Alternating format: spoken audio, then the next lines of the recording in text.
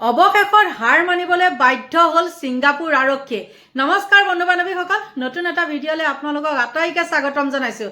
আপোনালোকে চাগে গম পাই আছে ছ'চিয়েল মিডিয়াত কিছুমান ফকতীয়াই কি কৈ আছে যে 6 প্ৰৱাসী অসমীয়া গ্ৰেপ্তাৰ হৈছে, কিন্তু গ্ৰেপ্তাৰ হৈছে জানো? আপোনালোকে চাব লাগিব ভিডিঅ'টো শেষলৈ। বন্ধু বান্ধৱীসকল, অৱশেষত দুখনকৈ এজাহাৰ দিয়াৰ পিছত ছিংগাপুৰ আৰক্ষীৰ হাতত দুলু আহমেদে ইতিমধ্যে কি কৰিছে, সেই 6 প্ৰৱাসী অসমীয়াক তেওঁলোকে জেৰাৰ সন্মুখীন কৰাইছে আৰু তেওঁলোক কাঠগড়াত উঠাইছে। তেওঁলোকক গ্ৰেপ্তাৰ কৰা নাই, কিন্তু মিডিয়াই কৈ আছে কি তেওঁলোকক গ্ৰেপ্তাৰ কৰিছে। অহা 13 তাৰিখেহে আছে তেওঁলোকৰ আকৌ শুনানি। গতিকে বন্ধু বান্ধৱীসকল, দুলু আহমেদে এবাৰো নহয় 2-3বাৰকৈ তেওঁলোকক কি কৰিছিলে, ছিংগাপুৰ আৰক্ষীৰ ওচৰত তদন্তৰ কাৰণে এজাহাৰ দিছিলে আৰু সেই 6 প্ৰৱাসী অসমীয়াই প্ৰথমতে মুখ খোলা নাছিলে, তাৰ পিছত এতিয়া লাহে লাহে মুখ খুলিছে। মুখ খুলিলেও কি হ'ব, তেওঁলোকে সকলো মিলি কৰি কি কৰিলে, এজনক ইতিমধ্যে আমাৰ মাজৰ পৰা লৈ গ'ল আৰু সকলোৰে আমাৰ মৰমৰ হিয়াৰ আমঠু জুবিন গাৰ্গক আমাৰ মাজৰ পৰা যেতিয়া লৈ গ'ল, আজি 5 মাহ হ'বলৈ আৰু 2-3টামান দিন আছে। গতিকে বন্ধু বান্ধৱীসকল, ন্যায় এতিয়ালৈকে নাপালে আৰু কোনো কালে ন্যায় নাপায়ো। এইখন আজি এটাক কালি এটাক এইখন ভেকু ভাওনা কৰি পেলাই এনেকৈ থাকি মানুহৰ মাজৰ পৰা কি কৰিছে, ইতিমধ্যে শেষ কৰিছে।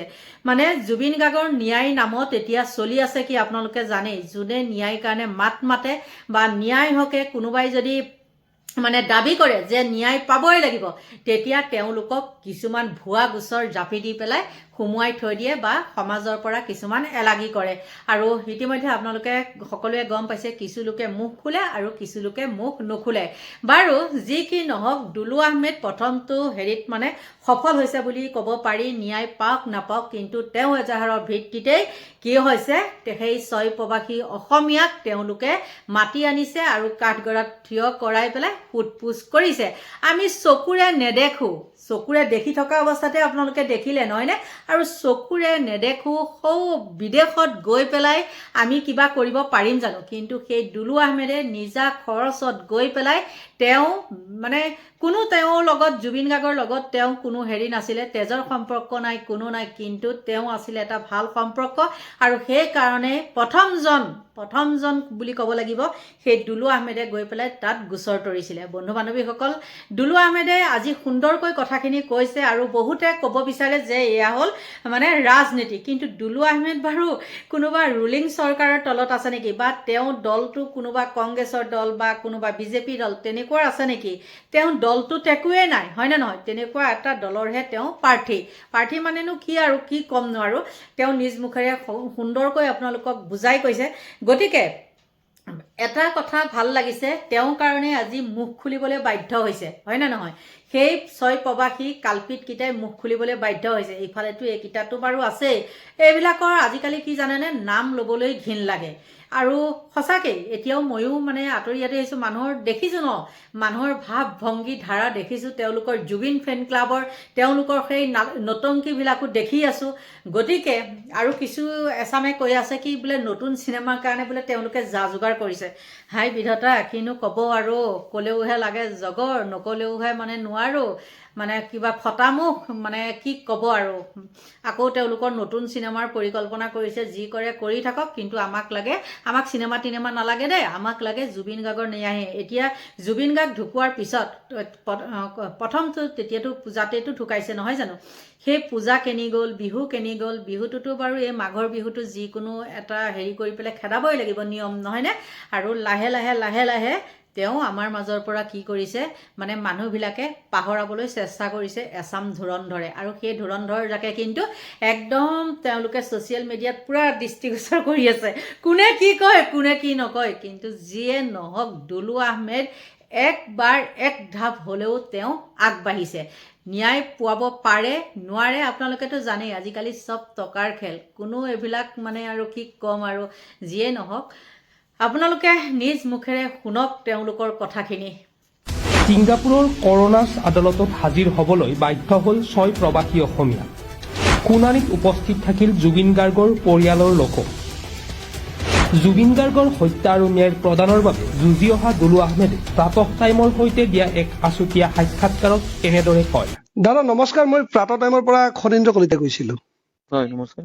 হয় হয়, আমি এটা বাতৰি ইতিমধ্যে আমি দেখিবলৈ পাইছো যে ছিংগাপুৰৰ আদালতত আমাৰ যিকেইজন প্ৰৱাসী ভাৰতীয় আছিলে তেওঁলোকক হিয়াৰিঙৰ বাবে মতা হৈছে। তেওঁলোকক ইতিমধ্যে কাঠকৰালত উপস্থিত কৰাইছে ছিংগাপুৰ আদালতে। আৰু আমি যিহেতুকে পাই আহিছো যে ছিংগাপুৰত যিখন এজাহাৰ দাখিল কৰা হৈছিল সেই এজাহাৰখন আপুনি নিজাববীয়াকৈ দিছিলে। এই সন্দৰ্ভত আমি প্ৰাত টাইমৰ ফালৰ পৰা আপোনাৰ প্ৰতিক্ৰিয়া জানিব বিচাৰিছো।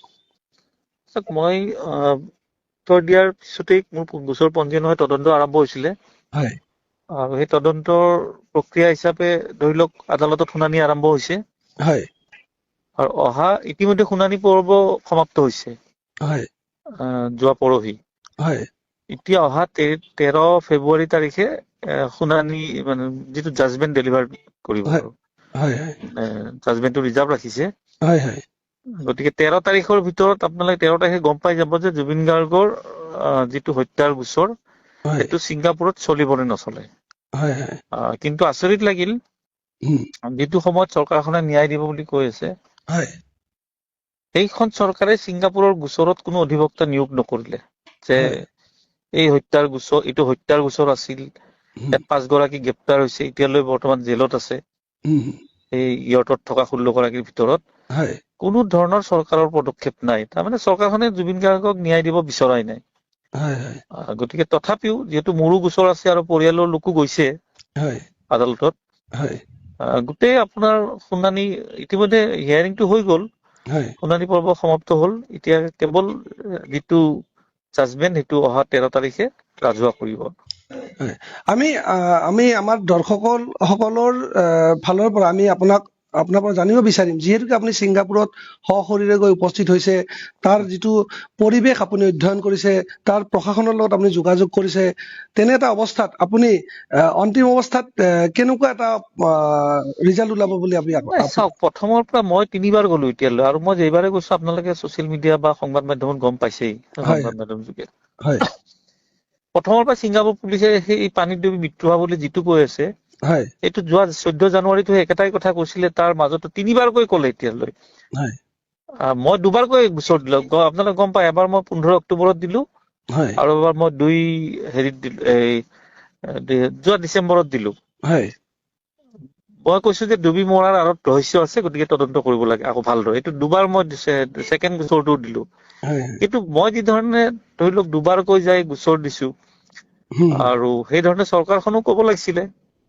আৰু চৰকাৰখনৰ মই দেখিলো মানে ন্যায় প্ৰক্ৰিয়াটো ছিংগাপুৰত একেবাৰে চৰকাৰখনে এৰি দিয়াৰ নিচিনা হৈছে, যাৰ বাবে আমাৰ কষ্ট হৈছে। তথাপিতো আদালতে কি ৰায় দিয়ে আমি 13 তাৰিখলৈ অপেক্ষা কৰিব লাগিব।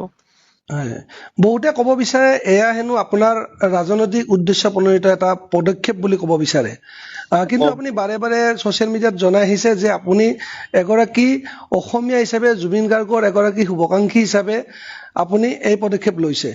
দৰাচলতে আমাৰ দৰ্শকে আপোনাৰ পৰা জানিব বিচাৰে আপুনি কিহৰ বাবে ইমান এটা পদক্ষেপ লৈছে। আপুনি নিজৰ গাঁঠিৰ ধন ভাগি বাৰে বাৰে আপুনি ছিংগাপুৰত গৈ তেনেকুৱা অভিযোগ দাখিল কৰিলে কিয়?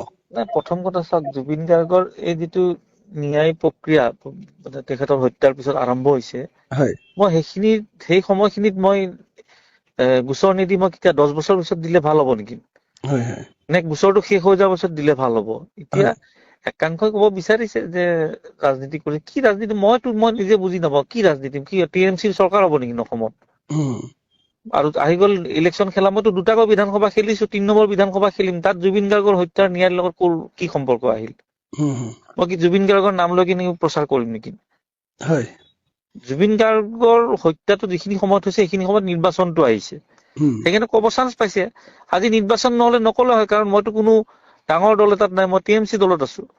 ইয়াতে আমাৰ বিধায়কো নাই, সাংসদো নাই, চৰকাৰো নাই, আৰু আমাৰ চৰকাৰ নহয় ইয়াতে। মই কেতিয়া ৰাজনীতি কৰিলো যে মই ক'লো যে আমাৰ চৰকাৰ হ'ব, মই জুবিন গাৰ্গৰ ইছ্যুটোত ভালদৰে লাগিছো, TMCক ভোট দিয়ক, আমি চৰকাৰ, আমি প্ৰাৰ্থীয়ে নিদিওঁ সিমান। 35ৰ পৰা 40 গৰাকী দিম। আৰু যিসকলে ক'ব খুজিছে এইবিলাক বেছিভাগ কংগ্ৰেছী তাৰে, আৰু বিজেপিৰহে IT চেলৰ তেখেতসকলে ৰাজনীতি আৰু ভালে হৈছে। মোৰ নিচিনা ৰাজনীতি কৰক নাই, এনেকুৱা 10 জন ওলাই আহক, আৰু কিজানি ন্যায়টো সোনকালেই পালে হয়।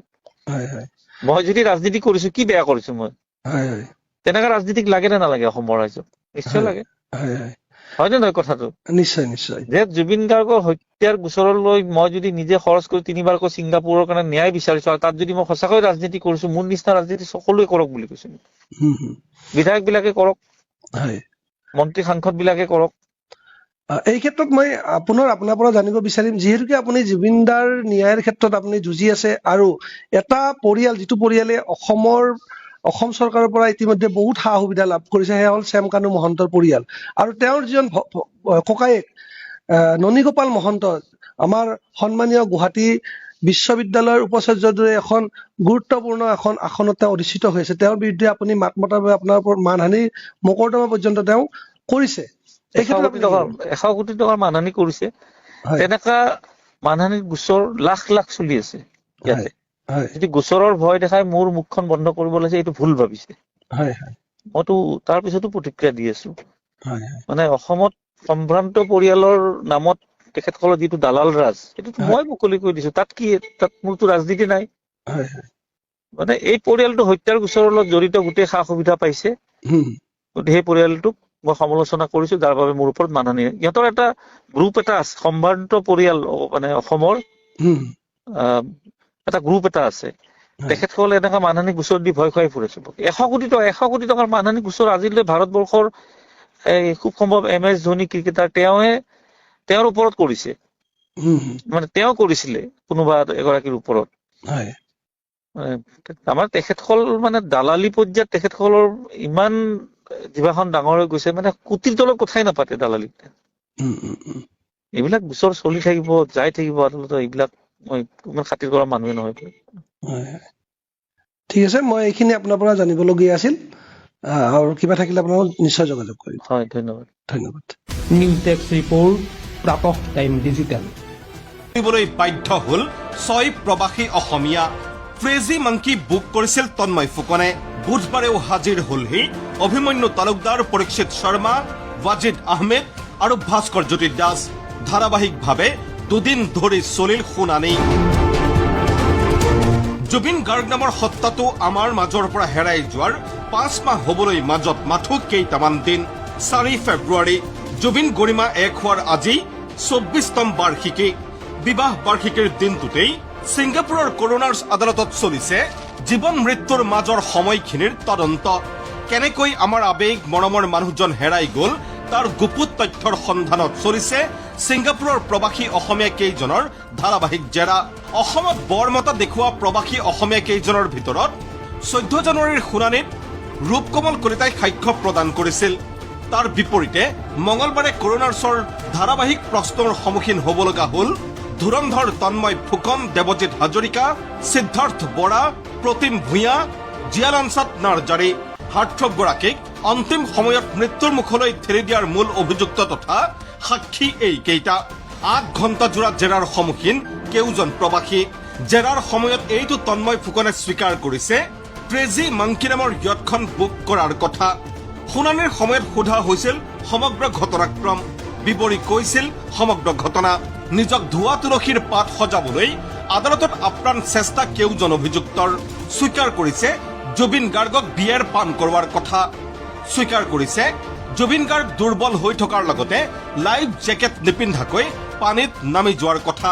কৰোনাৰ্ছৰ প্ৰশ্ন, কিয় বিনা লাইফ জেকেটেৰে পানীত নামিবলৈ দিয়া হৈছিল? অকল কৰোনাৰ্ছেই নহয়, শুনানিত উপস্থিত থকা জুবিন গাৰ্গৰ খুৰায়েক মনোজ বৰঠাকুৰকো কেউজন অভিযুক্তক প্ৰশ্ন কৰাৰ সুবিধা প্ৰদান কৰে কৰোনাৰ্ছ আদালতে। সুবিধা পাই মনোজ বৰঠাকুৰে বহুখিনি প্ৰশ্ন কৰে তন্ময় ফুকন, দেৱজিৎ হাজৰিকা, সিদ্ধাৰ্থ বৰা, প্ৰতিম ভূঞাক। বহু প্ৰশ্নৰ উত্তৰ দিয়ে যদিও নিজকে বচাই যোৱাৰ কৌশল অৱলম্বন কৰাৰ চেষ্টাত নামিল কেউজন। ইফালে বুধবাৰে আদালতত হাজিৰ হয় অভিমন্যু তালুকদাৰ, পৰীক্ষিত শৰ্মা, ৱাজিদ আহমেদ আৰু ভাস্কৰ জ্যোতি দাস। এইকেইজনকো প্ৰায় 6 ঘণ্টা ধৰি জেৰা চলাই কৰোনাৰ্ছে।